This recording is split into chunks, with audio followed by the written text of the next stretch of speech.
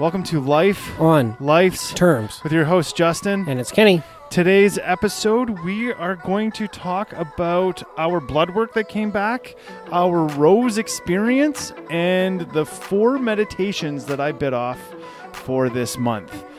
How were things with you? Good. Talking about school. Yeah, I got school coming up still in September. It's quite a ways away, but I'm itching. But I did, however, recently just sign up for a Google IT support worker program, a certificate in it. Yeah, you were saying that. Yeah, so that's cool. Hopefully I learned some shit out of that I can use in other things. Yeah, I mean, it's probably fairly transferable, right? Yeah. So, how about you? What are you doing this weekend? This weekend I have, I tried to shut off Saturday and Sunday. So I know our blogger Chelsea shut off last weekend. I try to do that every weekend. Yeah. Like I'm even subject sometimes to like just shutting off my phone. Yeah. Like don't even want the cell phone around me. You know, live like an old school Sicilian gangster. Like you can't even get a hold of me on the phone in the house. You have to send a page boy to bang on my door to say that you want to talk to me. You know, yeah. like that kind of stuff. So I'm probably gonna go and try that this weekend. Well, I'll probably do that this weekend. That's kind of normal for me. This week's just jam packed though. I mean, it's packed. There's a lot of stuff going on this week. You? I got my kid's birthday this weekend. One of them turning 10. Oh, awesome. Yeah. That'll be a good time. Yeah, we're going swimming. How many crazy kids, little drunken fuckers do you have coming to your house? Oh, they're not to my house. They're to their grandparents' house. Oh, yeah. So we're golden. Yeah, it's better to clean up over there than your house. Yeah. Let's dive right into it. Your blood work. What did your blood work come back and say? That I had a high enzyme count in my liver and that... that's all the really doctors told me. Mm-hmm. And I did ask questions. I tried to pry for information. They kind of just sloughed me off. It's kind of difficult, right? They sloughed me off. Yeah. Did you ask them to do hormonal? Yeah. I have it checked off. When I was there for the blood work, I was there at a different time that they got than they do for the test and estrogen. Mm-hmm. You have to be there in between 9 and 10 for that. Okay. And so I'm yet to go back. Haven't done that part yet. But health-wise, I'm pretty healthy. Except my liver is still stressing a bit. So okay. So I through recovery after about 5 years. Yeah. Like full abstinence of 5 years. Yeah. It from what I know, it restarts. Same thing with the brain. So I know when I was in early recovery, I got a brain scan done for an experiment at the University of Alberta. Yeah. And they wanted to see what kind of damage my brain endured through active addiction. So my active addiction spans about 18 years in total. And so there's a significant amount of damage. Plus, I have brain trauma from fighting. So I've been concussed more than once. Yeah. After 5 years of recovery, my brain is normal. There is no damage on my brain. So I'm a prime candidate for CTE. What's that? CTE is so right now you're hearing guys like Matt Hughes and all these ultimate fighters or mixed martial art fighters become violent with their girlfriends and stuff. And they were never like that before. So when you have serious brain trauma, what can happen is it'll completely alter who you are. You won't even act the same. This even happens with people after serious car accidents. Yeah. They're just not the same person that they are afterwards. So there's a lot that is yet to be researched on CTE or CT. Yeah. But one of the things that they definitely have kind of surmised is that you become an opposite person almost. So if you were calm, cool, collected before, you get CTE issues, what ends up happening is you fucking lose your mind. And so what they're saying is young ages of concussion, this may be a reason why there's a select amount of people in society who are more likely to be in high risk situations.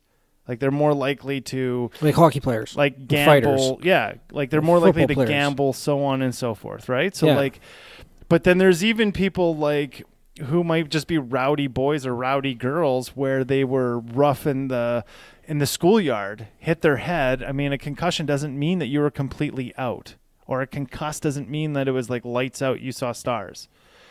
Concuss can be less than that and still have the same effects, Yeah. especially when the brain is in a Developmental.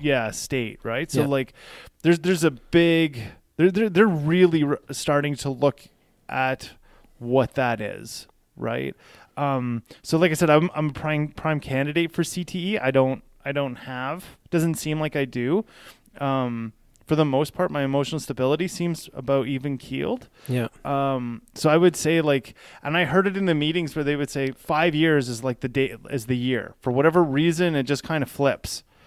And I would suggest that that's what happens. That's kind of the benchmark time, about 5 years.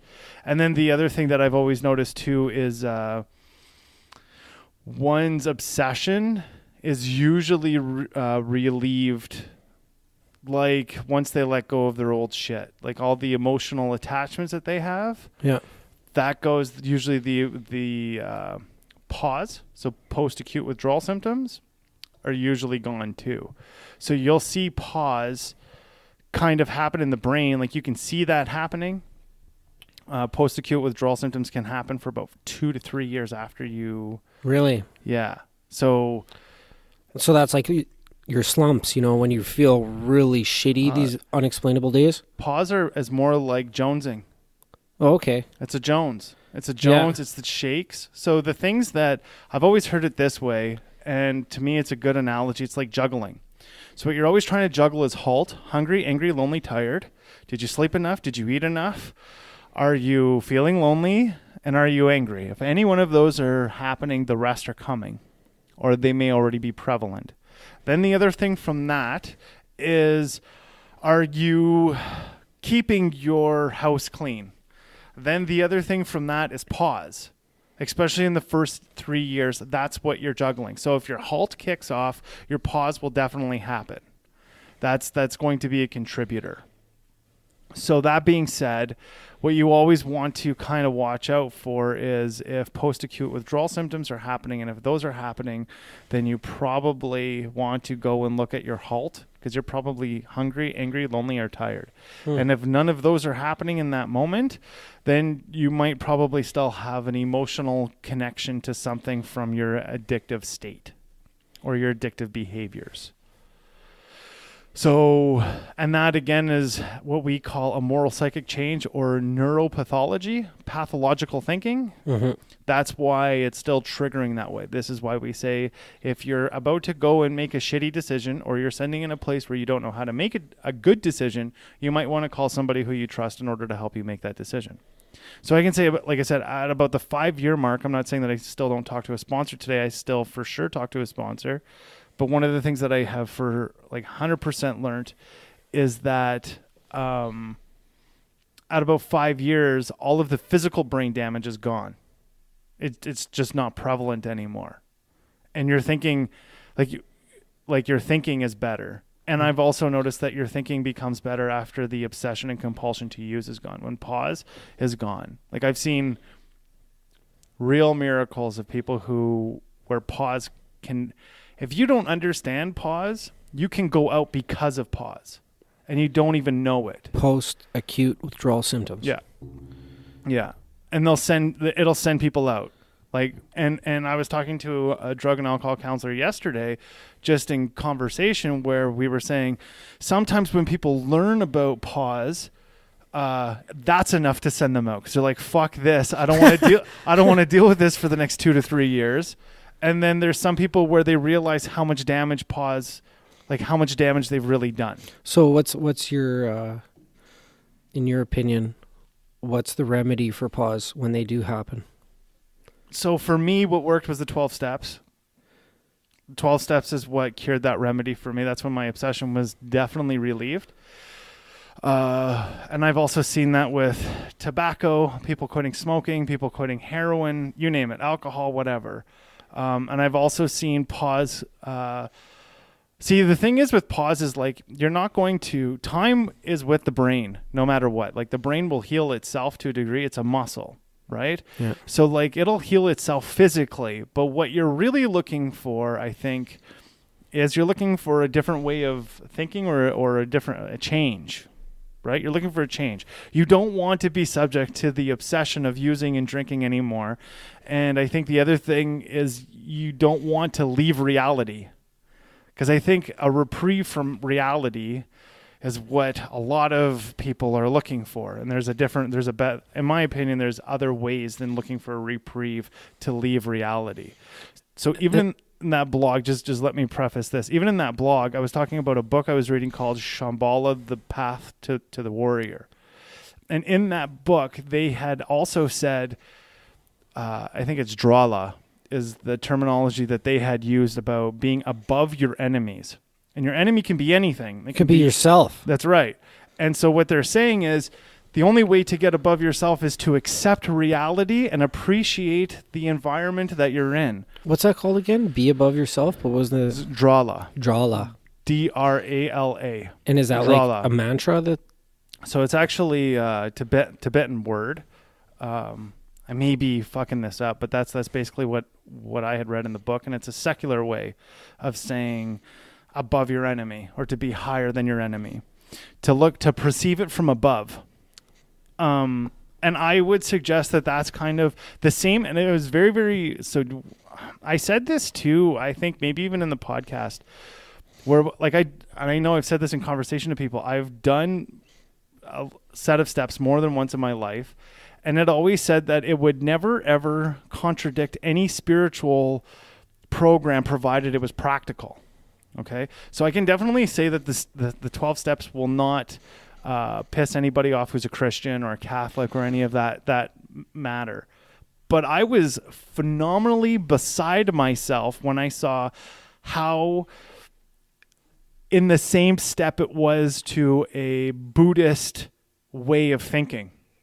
Like it was parallel. The work I've done in the steps is the same work that they were asking me to do as a Shambhala warrior. Same thing. It was talking about being in reality as opposed to walking away from reality.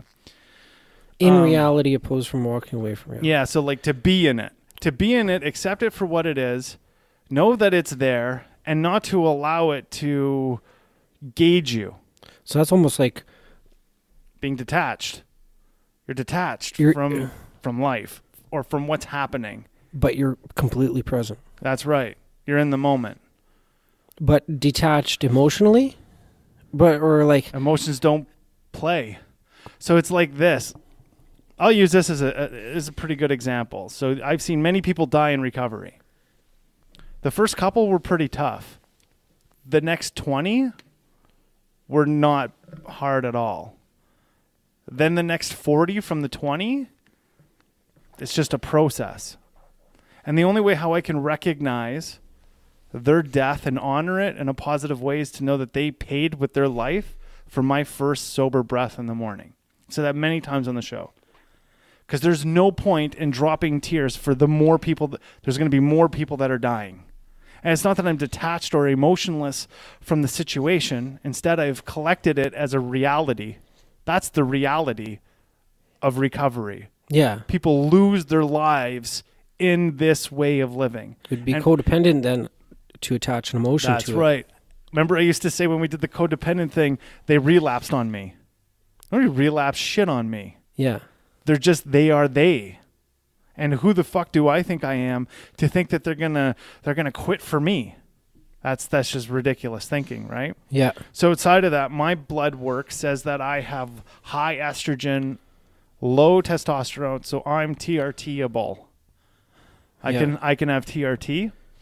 And my magnesium was low. Yeah. So I've been taking a magnesium supplement with melatonin at night. I sleep like a fucking baby. And the other thing that I found out through I should preface this. We did our blood work, or I did my blood work actually after seeing Rose. Did you do your blood work after or before? Before. So I went after, and It basically said that I had low melatonin, low testosterone, high estrogen. I found out that testosterone doesn't mean erectile difficulties. If you have low testosterone, it doesn't mean that you may have a low sex drive, but you'll still get erect. Yeah. So that's not one and the same exactly.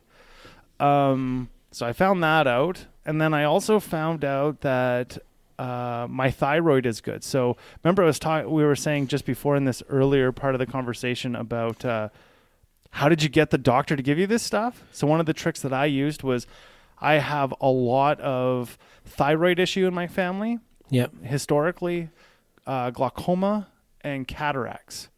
As soon as I said those things, he was like, hey, let's go check your hormones. I played it. I knew that that's what he was going to say to me. I knew he was, and plus I have a weight issue. So I knew that was where he's going to go right away. Yeah. I for sure do not have diabetes. Nice. I am not even hypoglycemic any longer. I once was. Well, that's good.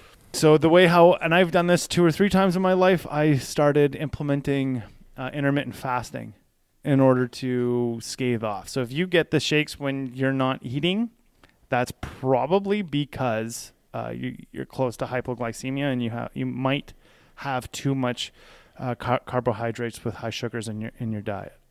So you're burning your energy real quick, real fast, and there's nothing to sustain you. How I learned to flip that was more fats. So I eat a lot of boiled eggs. I eat a lot of meat. I'm closer to a keto diet.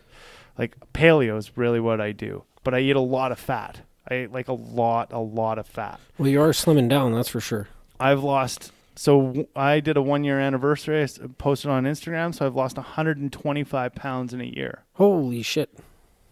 So I've done pretty good without... I mean, I think the biggest thing is just to endorse what your body's doing. Yeah, and it's a process too, like everything else. And you got to recognize that your body's doing the best it can do. You're not going to tune it more than what it can do.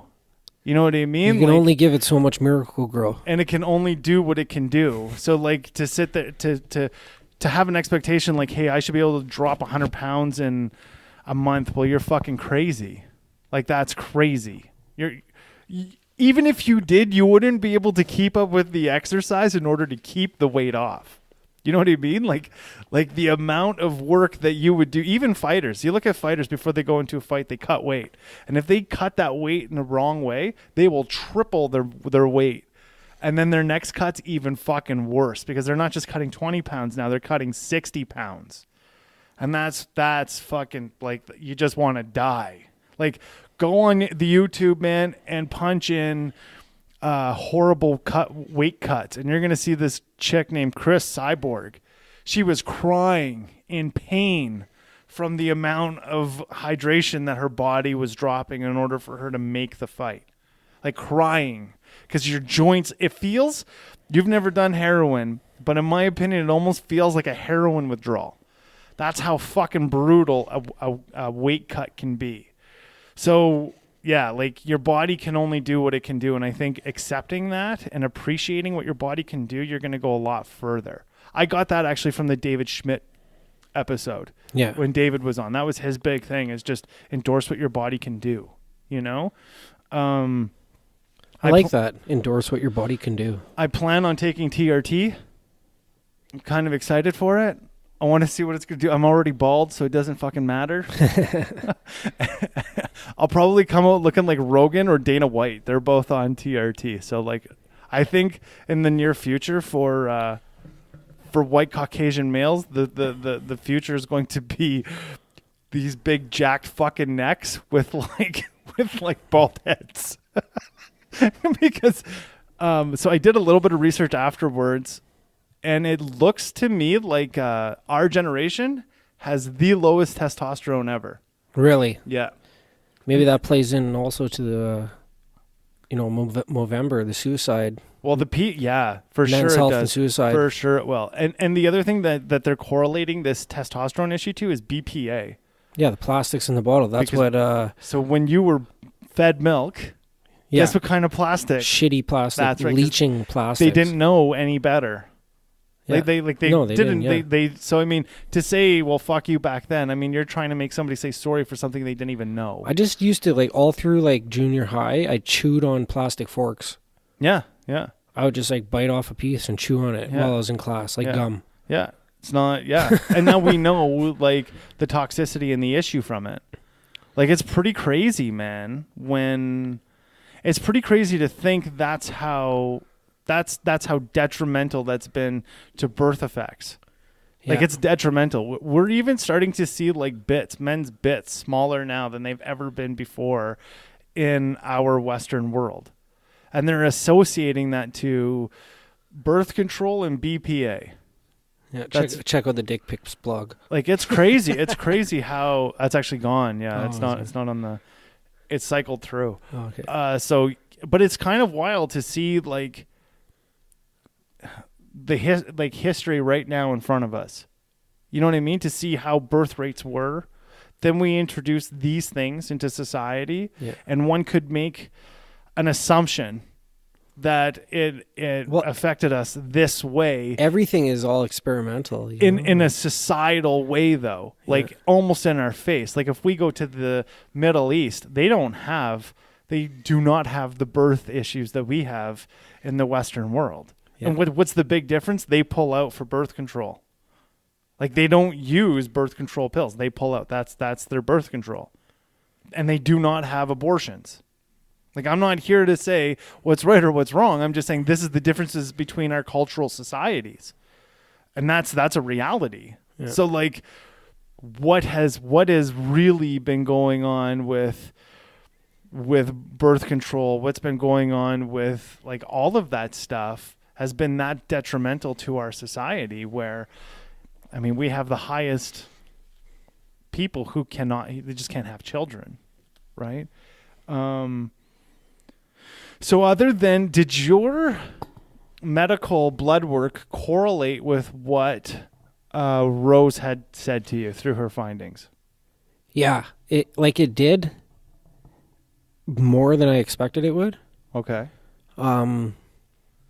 So it says that, like, my circulatory system is under pressure, right? And then when I went for my blood work, my blood pressure was higher than it's ever been. Mm-hmm. And and I learned, like, I'm a personal trainer, and I had to learn how to take blood pressure. Yep. And what the numbers mean and everything, and it was higher. Like, both numbers on mine were significantly higher. And she also said that my liver was, like, weak, like there was some degeneration in my liver, and like, when I went and got my blood work done, it said I had high enzyme count in there, and like, even to the point where it was almost creepy weird, kind of like a horoscope, but it, like, kind of predicted my personality defects in the handout that she gave me. So I had fun with it. It was like going to a psychic and the doctors at the same time, but I liked it. So I'll say this. I'll preface with this. The stuff that Rose gave me, I have seen a benefit to. In regards to the Kalytic, that orange stuff you're talking about is called Kalytic something or another. So I've seen a benefit to that. I've seen a benefit to the masculine that she gave me. Yeah. The drops itself, though. So what was this masculine she gave you? So it's to help my prostate, so I wouldn't pee so much. Yeah. Do you think maybe that would have an effect too on, like, your low testosterone count? Well, I don't have any testosterone, and I was taking the medication before the blood work. So, like, taking those herbs before the blood work. Yeah. So, like, my testosterone was at 125. You're probably right now not working out at 2,000. Really? Yeah. So I took my blood work after working out, and I was 125. And that's when it should be high. Yeah. So when I get out of bed, I'm probably sitting around 20. Like, I don't even want to live, is what it should be for my testosterone. Yet I'm a pretty high energy, motivated active guy. Yeah. So, like, when I take testosterone or the TRT, I would assume that it's life changing, right? Like that's I'm in that place where it's gonna happen. You know, you got to watch out though too, coming from a guy who's done like drugs and testosterone at the same time. Well, I'm gonna be going in the past. I'm gonna actually be going to the doctor. Like they're gonna give me the shot. No, I don't mean like the physical taking. I mean like the emotional difference it's gonna have in your life. Because like having more hormone than what you've been what you've been working with, right? More hormones, it's gonna fuck with your emotions, your feelings. So I read into a little bit about it, and they were saying that a lot of guys who have a TRT issue, they actually become calmer. They become calmer on TRT because of the deficiency that they already have. Those who take steroids and don't have a testosterone issue, that's why they get that rage. Right? It's because they're already there. And then what ends up happening is they then take a steroid of some sort. And as they take a steroid of some sort, what ends up happening is you're just off the chart. So essentially what they're going to do with my testosterone is I'll be back to an 18-year-old. That's where my testosterone is going to be after I start taking these. And it's actually a micro dose, so it's a slow dose. So they give me a shot and in the muscle, and then it just keeps on dispersing over the 30 days, right? So yeah, man, I'm looking forward to it. I just switched gyms. Yeah. So we were talking before about this Evolve gym. Yep. I just went on my own. I'm going to tell you right now, you should take the 7-day trial. To have all of those people in one place, unfucking real. It's unreal.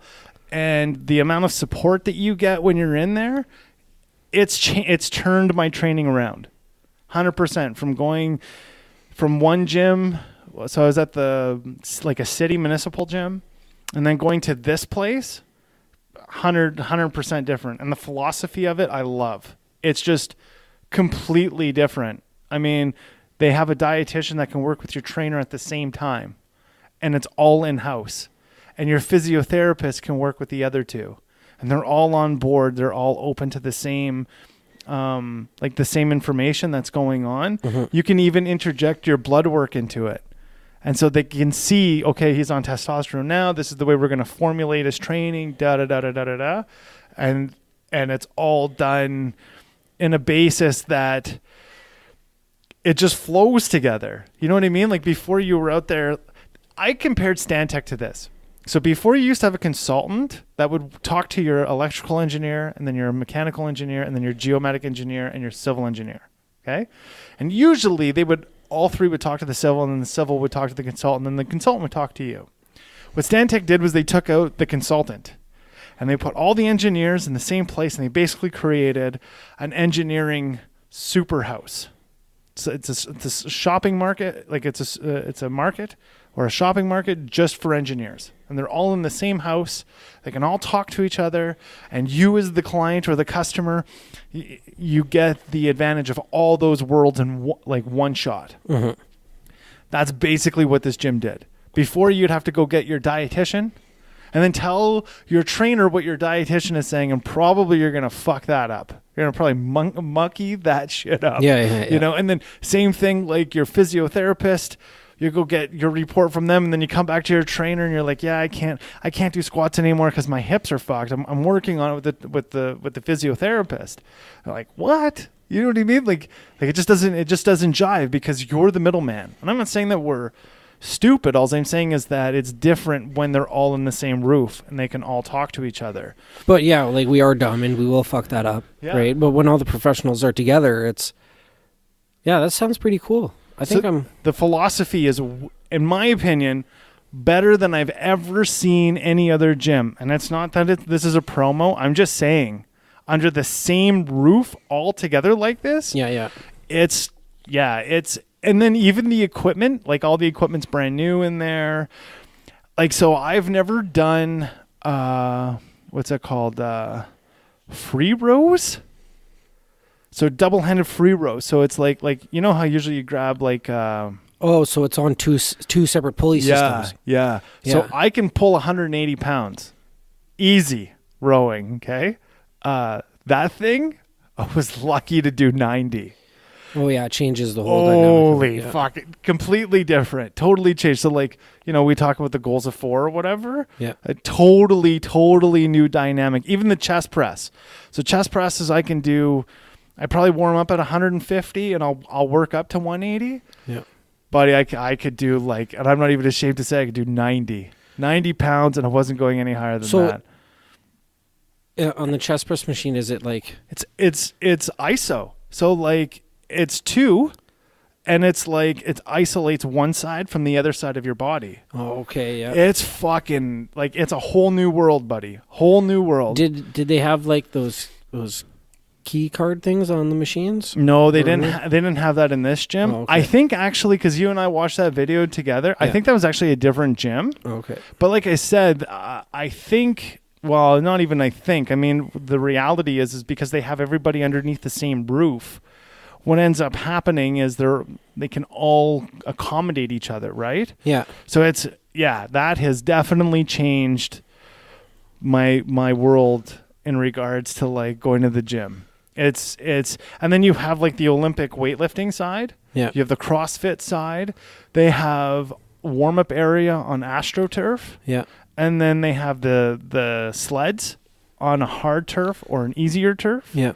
And then they have all the machines, and then they have a cardio area. Like, so you know how I like the assault bike? Yeah. So they have a different assault bike that's actually fucking harder. And I was running through that thing, man. I can skip 20 minutes easy. And I have been getting up to like 18 minutes and 45 seconds on the assault bike, on my previous assault bike. I can get 16 minutes in on hard where my like I'm jacked to 125, 130 on my heart rate. Yeah. But for whatever reason, I can't go past 16 minutes on a jacked heart rate. I just can't. Like, I just can't. And I can skip 20, 30 minutes. Like, on an interval, that's not hard for me at all. I won't even break a sweat. Yeah. And on the other assault bike, I could run through on the intermittent 18 minutes and 54 seconds only when my heart rate's jacked, and still take the 5 minutes on either end to warm up and cool down. Yeah. This machine, I can't even, like, in that target, I can't get past 16 minutes right now. There's just no way. So have you ever done any like breath work? Well, you have. We'll get into that in the meditation. For boxing. Oh yeah, for sure. Yeah. Right. And even like for working out. So, you know what actually blew my mind? You should listen to the Kettlebell Keith episode, because we talked about, so when you do a good kettlebell workout, you have to figure out how to breathe as you're manipulating that kettlebell around your body, however you're doing it, right? It's an anaerobic with a heavy weight. It's essentially what it is if you're moving everything, right? And then you have to figure out how to breathe as you're going through it, right? That's more than half the battle. Oh, it's fucking... So as Keith and I were talking about this, and we'll get into breath meditation in just a little bit, but that's how I learned how to breathe in boxing. I would have to sit down, cross my legs, and you're thinking about your opponent in your head. And I could actually, so I've said this before, I knew I was going to win every fight before I walked in because I won it in my head. I knew that. I've never been knocked out. I've been TKO'd. I've never been fucking out. Okay? Sparring, I've been out. But I've never been out in the ring. That's never happened to me. Yeah. I've always seen the win in my life. The only times I was ever like, what the fuck, I lost was on my TKOs, where I lost in points. Okay? But never by brute physical force. So we were saying the same thing about learning your breath with the kettlebell. Yeah. I sat down, started meditating about my kettlebell routine, and figured out when and where I had to breathe, just like I did in a fight. And now, I mean, I can run through that kettlebell thing that Keith gave me just a little while ago. I was talking about last week, and it still kills me. I'm still trying to catch breath at the end of the round, but I'm not almost hyperventilating, wanting to vomit. Mm-hmm. That's where it was in the beginning. Was it just like I just wanted to vomit in order to catch my breath. I don't know if anybody's ever been like that, but it reminded me of fighting, because I would always vomit fighting, like always. Like that's just Oh, how well, yeah. cardio was. Oxygen deprivation. It was brutal. And this one, like I said, this kettlebell, like I'm on It's probably kettlebell the same today. as altitude sickness, right? Not enough oxygen. SIDS, yeah, it's similar. The difference is as you're working and you start doing the, because your mind is telling you that your lungs are full enough that you should be having, like you should have enough oxygen, but your muscles are saying no, there's not enough.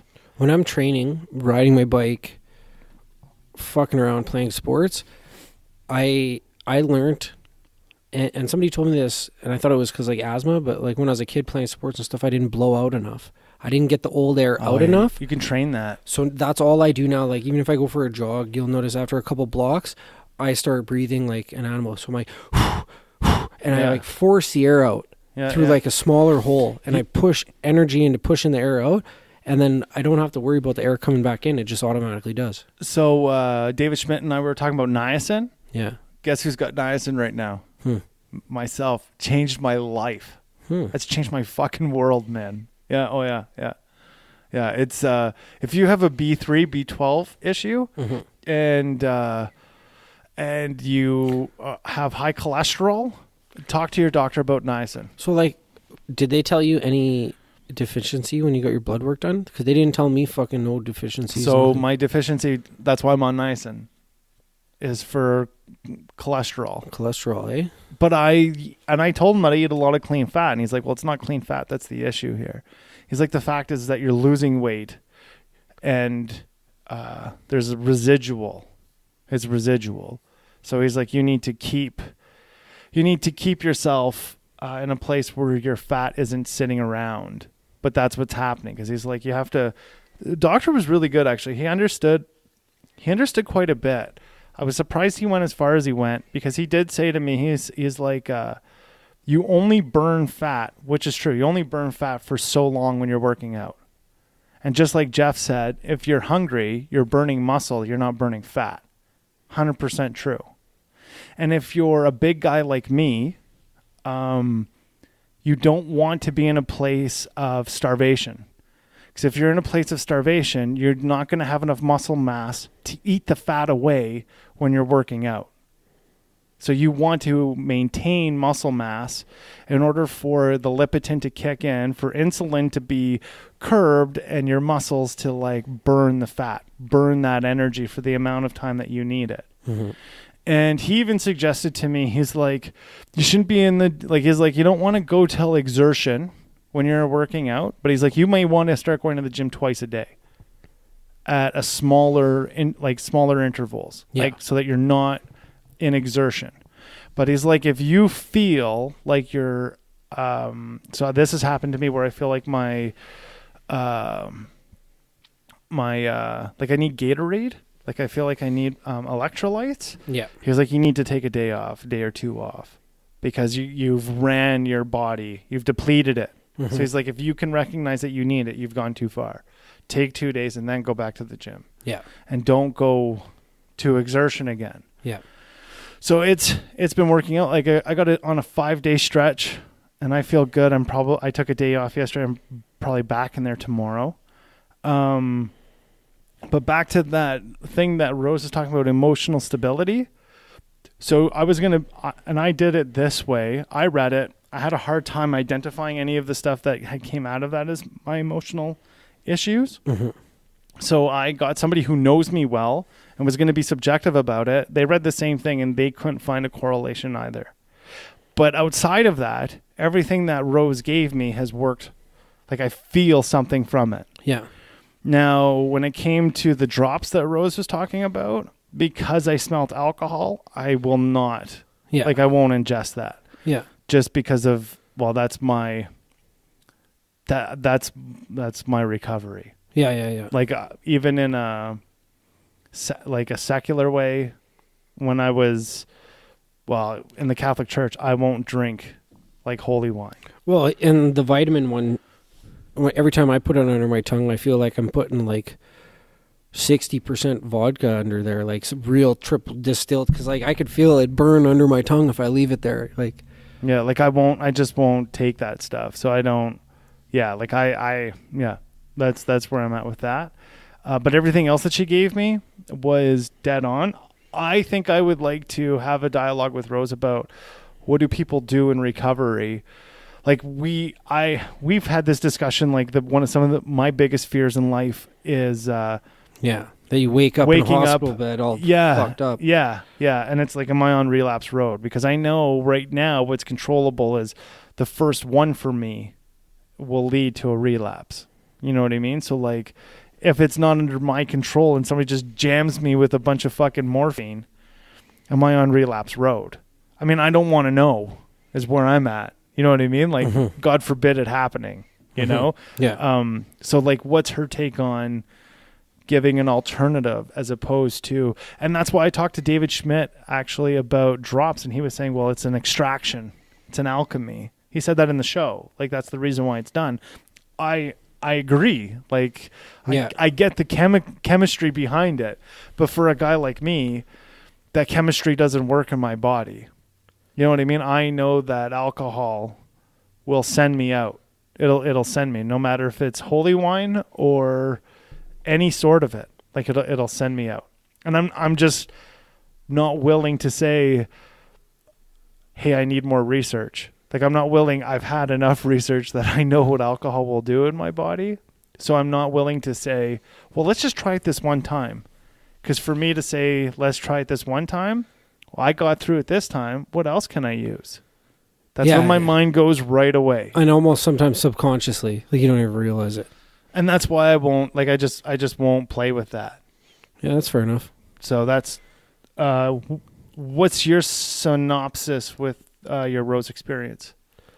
Well, it's not done. It's not done.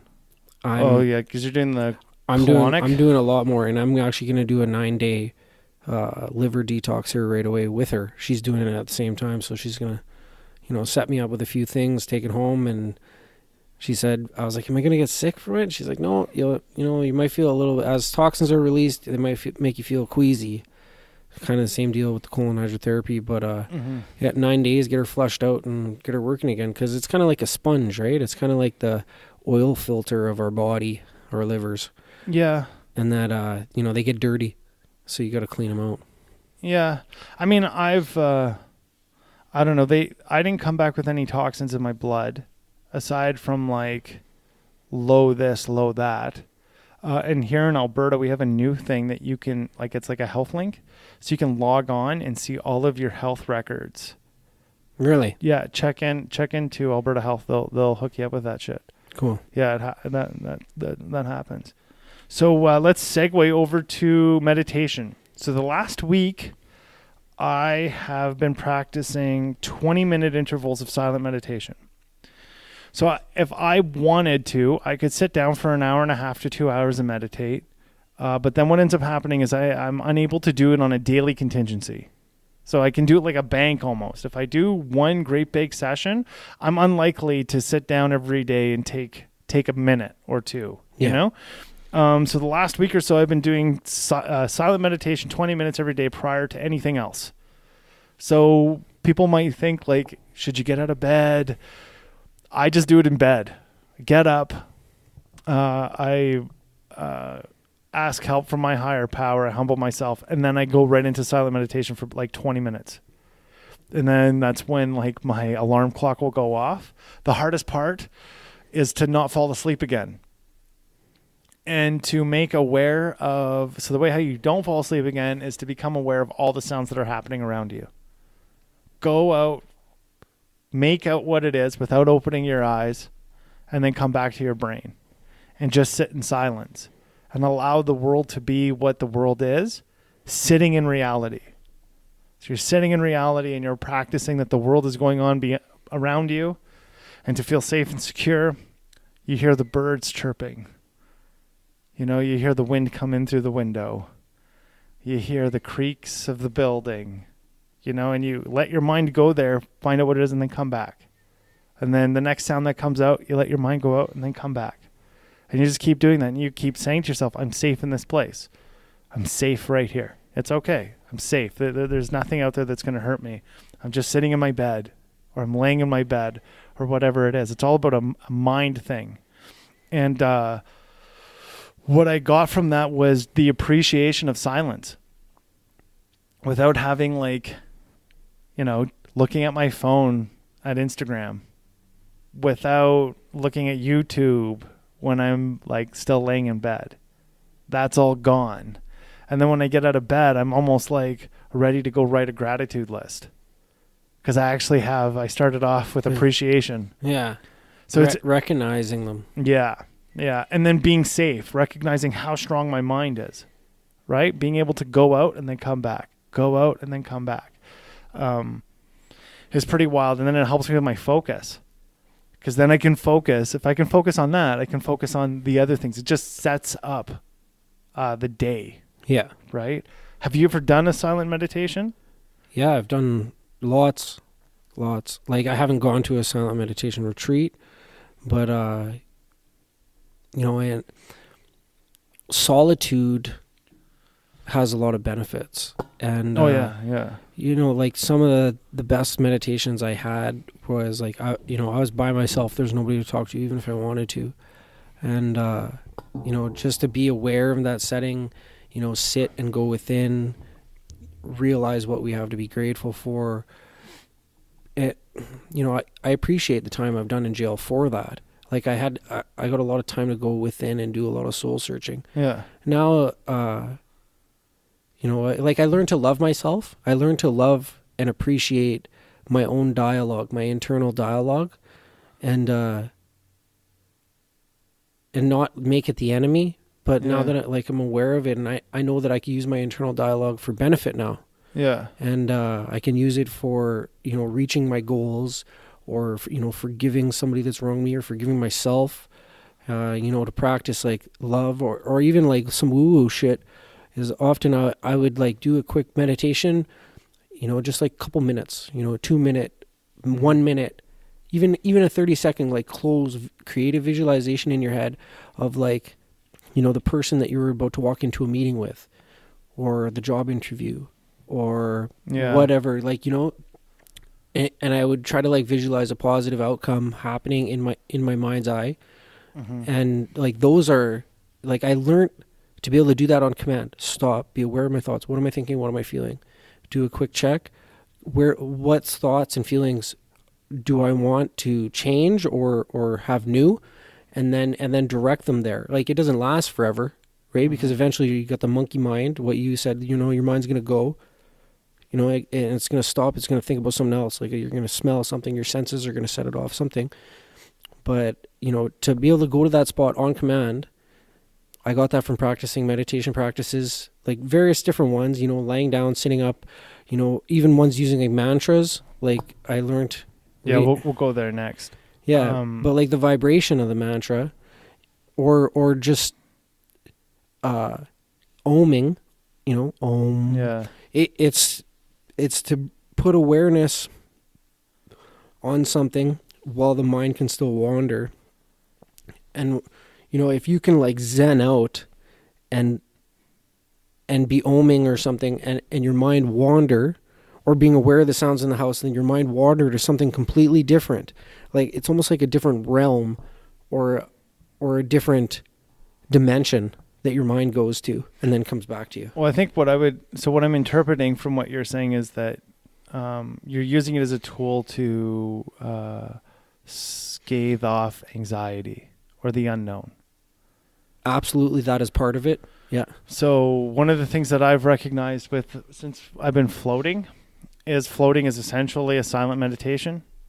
And as you're in there, you become...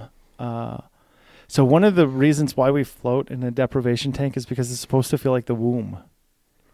Yeah. Okay, that's one of the reasons. And it's actually the same temperature as what the womb would feel like. Okay, that's why it's the temperature of your skin. Okay, and not so much of the internal body, right? So you actually, remember we said that the sensation is you don't know where you are. Yeah, you don't know if your arm's in the water or out of the water. Yeah. Like, you can't tell the difference. Yeah, you can't, so you literally feel like you're floating. That's why they call it floating, right? The other thing too that silent meditation will do is, when monkey mind kicks in, that's just what I'm saying will help you. bring it back to staying silent and just to be. The other thing that I've noticed is the reason. So when I was, like I said earlier, I would talk about my fights and going through my fights. Well, the reason why I did that was because I was afraid of the anxiety. Then the other thing that I recognized is, so why did I start meditating was because I had high exam anxiety when I was in like 13, 14 years old. So that was a huge thing that I had did, but I had recognized in this last week the difference between silence and that anxiety. Because what I'm actually doing in the silence is I'm allowing myself to feel everything that's around and know that I'm okay without having to perpetuate what's going to happen. Right? So it was about being in reality without looking at what's going on, just being there for where I am right now and just staying silent, not having to yell out any of the emotions that came up inside of me. Yeah. I would say to myself, not now. Or just being silent. I'm not doing internal work. I just want to be silent. I'm doing nothing. And if my mind wants to take off, okay, go take off. But I'm going to call you back. Right? Go find out what that is.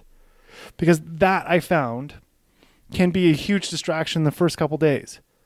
And by the third day, it wasn't really a distraction. And my mind would want to go, okay, well, let's think about what's going on today. Fuck, no, we're not doing that. We're not visualizing what's going on for the rest of the day. That's not the purpose of this. This purpose is to do nothing.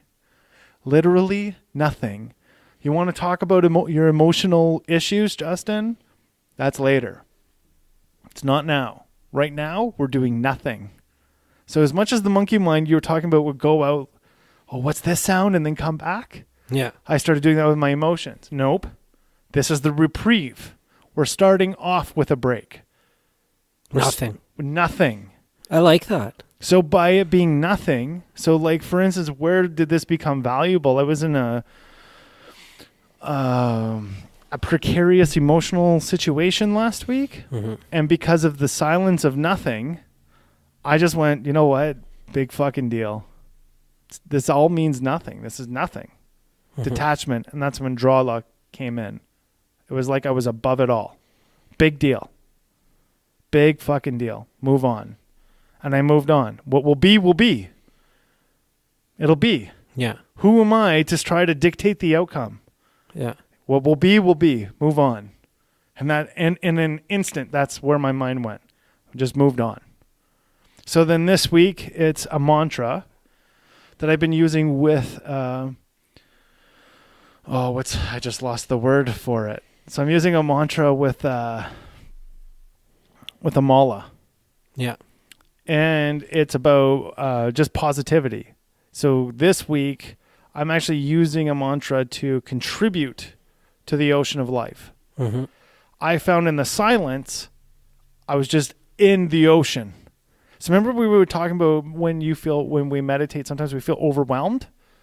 And the way how we stop the overwhelm is to say, I'm contributing my positive vibes. I didn't even allow myself that last week. I feel strange. I feel overwhelmed. Oh, that's cool. We're going to think about that later. Right now, it's nothing.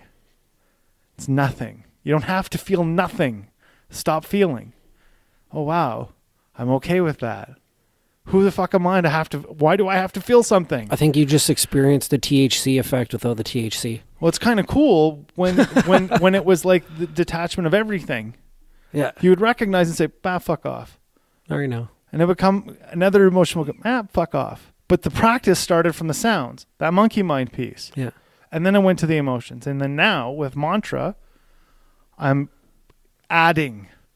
giving positive, right? So the whole mantra is a positive mantra all the way through. Mm-hmm. It's just me reinstating positivity. This is where I'm going to go through scenarios and know what will be, but I'm going to try to project positivity.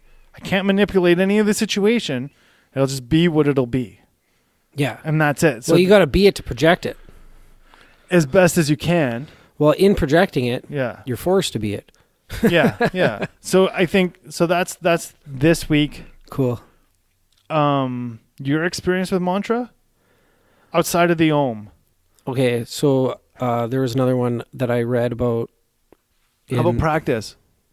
Yeah, Like I practiced. Okay. I practiced. Okay. I read about it first in the Emerald Tablets. Like somebody rewrote the Emerald Tablets best they could about Thoth or Thoth. Yeah, and it was Zinuru.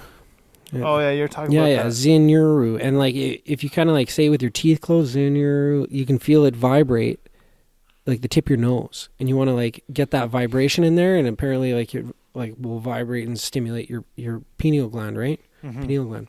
And I was able like a few times practicing that at the beginning to like get to a cool state where all of a sudden like I didn't even realize I was saying it anymore. And I didn't know if I was or not, but like it was like still consciously aware of each little like thought, but yeah, I was gone somewhere else. Mhm. I wasn't in my body anymore. It was like different world, different experience. It was almost like dreaming, but I wasn't dreaming. I almost find I get that from floating, Yeah, I've gotten that from floating. and I find I get it quick with floating. Now that I know to like, I'm okay and I'm safe. Yeah. And so kind of, this is a little bit of a bias of mine, I guess, but so remember it was talking about apostinea and all that stuff and like what I do prior to float and all of that. Mm-hmm. This is basically my 4 that I go to in that apostinea, except for like the next one that we talk about, body scan. So I don't actually do a body scan. I do an emotional scan so that I can figure out what the fuck is the next thing to work on. That's what I do instead. So I look at every area of my life after one. I recognize that silence means I'm not allowed to look forward. It means I have to accept to be. That's it. I'm just to be. I'm only an observer. I'm like a floating eye right now. That's all I am. And my opinion means nothing. Means nothing in this situation. It is life. It's bigger than me and it's moving on. It's moving. Right? That'll help deal with like judgment and stuff. Well, and it 'Cause also then you stop judging just there. Well, and I think what it also does is it allows us to pull back manipulation as well, and it allows us to actually use, like it actually allows us to use feeling to gauge our own interpersonal perspectives, right? And then from there, going to a mantra of like some sort of maybe potential outcome that could happen, so like positivity or strength or whatever it is. And then from there to do an emotional scan, and then after the emotional scan to do a breath awareness to know that I can and then that's the one concentration. So you've done this like sequential? Yeah, except for the body scan. I've never actually done a like I'll finish. So usually if I do like remember we were talking, I started off with a preface that I'll do a meditation for like an hour and a half. So my hour and a half meditation will be, I'll start off with the silence, then I'll do the mantra. Then after the mantra, I'll do like a emotional scan. And then after a scan, I'll do breath awareness to finish that hour and a half. Mm-hmm. Now I'm taking these, each individual incremental part, and I'm expanding it over a week. Where I just focus on that one thing for the week. That's it. Nothing else. So this is my preface from this. Have you had a tangible spiritual experience from meditating? Yeah, well, the first one was I wasn't aware of it. So I used to come home from school when I was living at my dad's house, and just like, I was kind of like burnt out, smoking weed or whatever, but I would lay on the couch, and I don't know if it was just that time in my life, but numerous times I would like be in this like sleep state just as I would start to fall asleep, and I would have these like sleep paralysis things where it's like I'm awake but I can't move my body. Yeah. Well, it happened twice. Is like, so I would fight and fight and fight and fight until I eventually jerked my body and woke myself up. Mm-hmm. And then the 2 times I had it is I just allowed it to overcome me, and it's like this super uncomfortable feeling of like almost like, but not quite, when your foot falls asleep and your body's tingling, Mm-hmm. or your foot's really tingling to touch. You can't touch it. It's almost like that, but different. And it's really uncomfortable, and you want to get out of it and it's like fear. You're fucking scared, like you're dying or something, right? And then I just gave into it. And then the first time I ever gave into it, all of a sudden, boof, my consciousness was above my body looking down at it. Mm-hmm. I was outside of it. And then I like realized I was flying like a little kid. Holy shit, I'm fucking flying. And then I decided, like, I gotta check this out. So I started like zooming around my house, and then I was like, oh shit, I better get back to my body. Like, and I didn't say that. I had a feeling of that. Mm-hmm. And then all of a sudden I was back in my body. So I had like these two really and it's not like I sat down and was like, okay, I'm going to meditate. But like, if you look at it, I was in that brain state where you really realistically want to be at when you're meditating, which is like the high theta, Mm-hmm. right? High theta waves. Yeah. Yeah, I think. Well, there's two things that I kind of recognize as you were talking, and one was a DMT state. Yeah, kind of. Yeah, from what I've So heard. like about, yeah. what I've been able, and I'm not going to, you should seriously not watch this, because it'll actually trigger that sleep paralysis for you. But there's a documentary called Paralysis, and that's all it's about. I'm fucking watching it. But if you watch, I'm serious, and that's like the preface, that's the warning at the beginning of it. If you've ever, and so that's anybody else out there who's listening to this and you've never heard of sleep paralysis, there's a documentary out there called Paralysis. So I, for sure, in meditation have had DMT exposure. So I've smoked DMT before in active addiction, haven't in active recovery. And I've also done like peyote, and I've done shrooms. The only thing I haven't done is ayahuasca. Yeah. What I have experienced, though, in meditating now is a DMT trip for sure. I know what it feels like. Yeah. And I for sure was not in consciousness. I was gone. Yeah. Like gone. Like my mind was gone. And I was not in control of coming back. So I had thought, and I've done acid, so I had thought that was like a flashback. Yeah. Apparently this is achievable through meditation. Years and years of meditation, you can almost tap into that DMT. Yet that being said, I've never been able to do it again. And I don't even know if I did it the time that I did it. I was in a 2.5 hour trance. Yeah. Like, so I sometimes will put on the chanting, the mantra chanting from monks on my computer. Yeah. And I was gone, son. Like, that thing was 3 hours long. I came back in like 2.5 hours only because I knew I'd started from zero. That's how I knew. And where I went, it felt like I was gone for 5 minutes. 6 minutes. Yeah. And if you ever smoke DMT, that's how long it lasts. Yeah, and anybody who's ever smoked DMT is like, it's a fucking religious experience, and it is. Like I met aliens in DMT, for sure I did. There's no way. Like, there's no way I didn't, because of the consciousness that you go to. It's a pretty strange place to be. And it's counterintuitive to what you think. Like, what you think, it just shows you that you don't know what you think. Like it feels like it's playing devil's advocate with you. If a drug ever had a personality, that's the personality that DMT has. What you think you know, you don't know. And same thing with peyote. When you're on peyote, you think you know something, you know shit. And I think that's what actually opened me up to continuing on with a meditation practice throughout my entire life. Now, the healing principles that came from meditation, so I used to take psilocybin a lot when I was a kid. I loved mushrooms. Mm-hmm. I always had, especially in English, I always had a stutter. And I sometimes do still now. That usually means to me that I haven't been in my meditation practice. And now, with meditation practice, for sure, it stopped my stuttering. And cool. and it's allowed my brain to be attached to my mouth. Like, that never happened before. What would happen before is I would get stuck on thoughts. Yeah. And I couldn't get them out. So meditation for sure has done that for me. And I'm pretty sure in meditation that That's what stimulated my brain over these last 5 years in order to subdue some of the brain damage that I've had. Yeah. And like staying calm. Like again, we watched that movie called Heal. It's basically what they were talking about, is a body scan meditation over and over and over again. Of course, using some of the herbs and medicines, but essentially what they were getting at was what meditation can give you. Yeah. And Joe Dispenza, it was Joe Dispenza, I think, yeah, who said that he reconstructed his spine while laying in bed, like in a meditative state, in his mind's eye, to heal himself. And Howie was saying the same thing in the episode that he was in on, where he was saying that he was able to lose a bunch of weight. Yeah.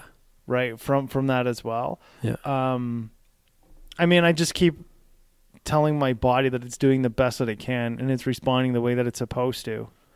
Do I actually go in meditation and body scan? Not really. Because, I mean, in my belief, my body means nothing. Like, I'm looking to the other side, man. Here in this world, it's all impermanent. It's all impractical. Doesn't matter. And the facts that we have here, what is here, it doesn't matter out there. Like that in that book, Shambhala, what they were saying is to be pragmatic about the realism of life. Accept that it's there and appreciate it for what it is. It's there for a reason, and that's okay. That's fine. But eventually, it's all impermanent. It doesn't mean anything. So understand it as practical as it is, because that's the law of the world that you're in. Mm-hmm. But the reality is the world that you're going to is going to be completely different than where you're at today. So, like, they look at your lifespan as a day. And that's it. It's pretty deep shit. Right? So, like, it's gone tomorrow. I think I just had a DMT experience as you were talking. So, as that... And DMT is only a dream state. That's all you're doing. Yeah. Like, that's what you're reproducing as a dream. Just you're going to be conscious. But, like, when you're explaining something into detail and you attach feelings to it, next thing you know, it's a feelings imagination. It's like, what is an out-of-body experience? That could just be it right there. Well, it's hard to explain what... So, like, DMT, the only reason why... Like, do you remember a lot of your dreams? Depends. Sometimes I go through, like, stages for months where I do. So that's because we all release a bit of paralysis when we're in REM. Okay? And then when you remember some of your dream, it's because you actually remember the last 2 minutes. Yeah. Okay? But it feels like you just remember the last hour. Yeah. Okay? So now when you do DMT, you're only going to be in it for 5 minutes. But it's going to feel like a day. No, it'll feel like 5 minutes because you're actually conscious. Because REM hasn't happened. Right? You're conscious going into a dream. Now, what do you think happens? Right? So when you're conscious going into a dream, it's kind of like the same thing when they say, when you go into a meditative state, don't prepare for it. Just go and sit down. Mm-hmm. Right? Don't be like, okay, I'm at 6 o'clock going to meditate. No, just go into it. Right? Just go sit down and do it. Mm-hmm. Right? DMT is like the opposite of your dream. Now you don't have any REM. There's no paralysis, and you're going to take some DMT, which your brain produces naturally. You're going to spike it. You're going to see some shit. Like, you were going to see some shit. And, like, if I wasn't a sober guy, I would take DMT and go float. But I'm afraid I would shit myself in the water. Because it gets pretty serious. Like, you can get scared from it. Yeah. And that environment might freak you the fuck out on DMT. Like, I wouldn't take acid and go float. Not a fucking chance. That would scare the shit out of me. Like, that would scare me. That would put me in a psych. And I'm a guy, like, I dropped acid for 3 months till it didn't work, man. Like, that's how much I liked acid. I was never addicted to it, and I still don't believe I was ever addicted to acid. What I liked was not being in reality. Like, it was like I was in another whole other world when I was on acid for 3 months. Yeah. And then it just didn't work anymore. It just stopped working. So then I started taking, like, what's that? Some other shit. MDA? No, I was taking mescaline. Mescaline. And that was like fucking the movie, What's that movie called? Fear and Loathing in Las Vegas. Yeah. That's what happened. Like that was not fun. I thought I was losing my fucking mind after like a week of that. Right? But yeah, I mean, back to the meditation piece, I would encourage you to look at that silent thing and be like, it's not about going forward. It's not about any of that. It's just about sitting here and being. Every time you hear something, if you can stop that, then you know that you'll be able to control your emotion and your focus is there. Yeah. Your focus is on. And then you decide what you're going to feel and what you're not going to feel. And your subconscious will like respond. It's been pretty crazy how quick my subconscious responded to like, do you really have to feel like that? Fuck, why are you allowing yourself to feel like that? And then the worst is like, we say this in recovery all the time, allowing people to have rent in your head. They have space in your head, right? Yeah. You don't have to do that. It's like that's like the most prime real estate ever in the world is the spread you have in your head. And like as the thoughts come, you just say, fuck off, not now. Don't need it. Don't need it. No, I'm here to be. That's it. Just be. Yeah, I'm here for that. And then like I'll talk about mantra because I don't know what's going to happen over the week of I know what happens when I do it in that small increment in my big meditation, right? But I don't know what's going to happen over a week of just practicing that one specific thing because I wasn't expecting that silence would do this. Well, and you got to think too, like the nature of the feeling that goes into the word that you're saying, and then like look at Masaru Emoto's science experiments. With the hidden messages in water, right? And how one word has a different vibration from a different word, and it changes the molecular structure of the fucking the water droplet, the frozen. You know what I mean? Have you ever seen? So you know, like us Catholics, we have holy water. Yeah. You should see what that looks like. Yeah, I think he had some holy water, like one from monks and the other one from. I think in the video, like I watched a longer documentary on that in Masaru Emoto. Mm-hmm. Yeah. Yeah, it's pretty interesting to see what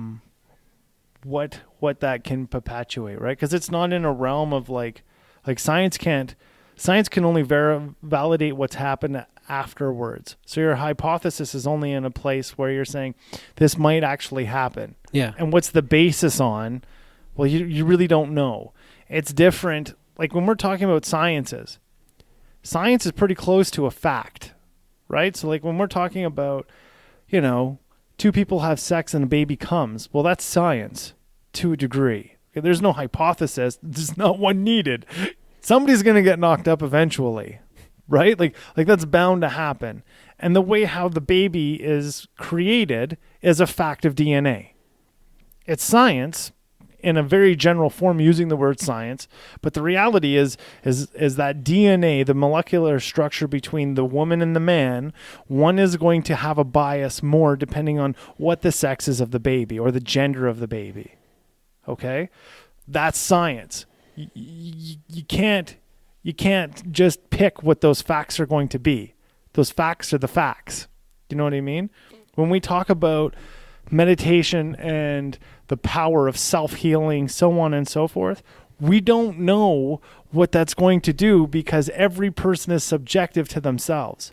So like even when you were talking to Rose about the placebo effect, and it's been proven to work. Yeah, it's been proven to work 100% of the time for maybe out of 10 people, maybe 3 or maybe 9.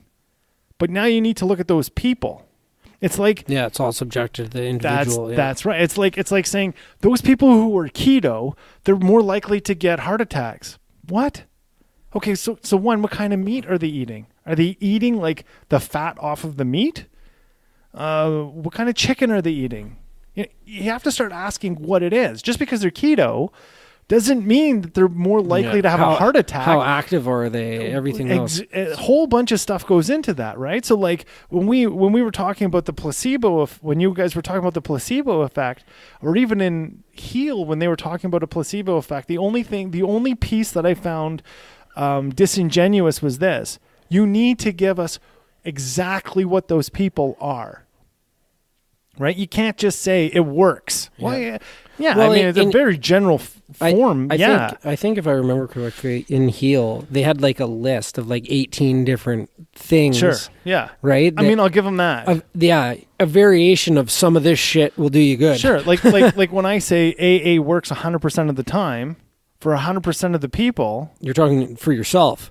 Well, and others who have found recovery through it. Yeah, exactly. So it works 100% of the time for 100% of the people who did it. Yeah. The ones who you're going to see fall off are the ones who like maybe don't go to meetings. They decided that this is... They quit quitting. That's right. Right? Or whatever it is. Right? Yeah. So that's why I'm saying that it's very subjective, and it's a responsibility to be clear about that. You know, especially when we have these megaphones. Right? That's what these megaphones are.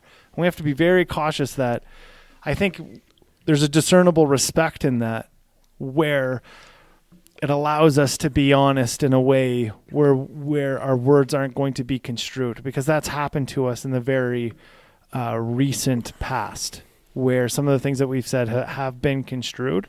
And I'm not here to justify what it is or what they were or what it was that we were getting into. I'm just going to say, you know, you have to take it all with a grain of salt, you know. How you choose to perceive something is how you're going to perceive it. Sure. But it's a choice. But we also have to watch our narrative, I guess. I think that's the responsibility of us, right? We have to be cautious of what it is that we're disseminating. Yeah. Because we don't want to be a propagating factor. I'm just trying to be the trillist. Yeah. Anything to add about meditation? When's your next float? Are you going soon? I haven't booked one for a while. I very well could. I've been busy doing tattoos lots lately. Yeah. Yeah, I think my float's coming up. God, I hope this week. Yeah. It's busy week. I might just say fuck it and do it next Saturday. Yeah, just do it on your off day. But I'm looking for it. Anyways. That was a good one. Yeah, let's wrap that up. Thank you for tuning in. Please share and subscribe with all your friends. You can find the After the Show blog at www.lifeonlifestermspodcast.com. Drop us your email and become a Pride member. We do not sell it to anybody. Not even if they bribe us with $1 million. The only reason why we ask you for your email is so that we can tell you when new episodes and blogs are happening. Have a wonderful Friday, and we'll talk to you soon. Adios. Peace.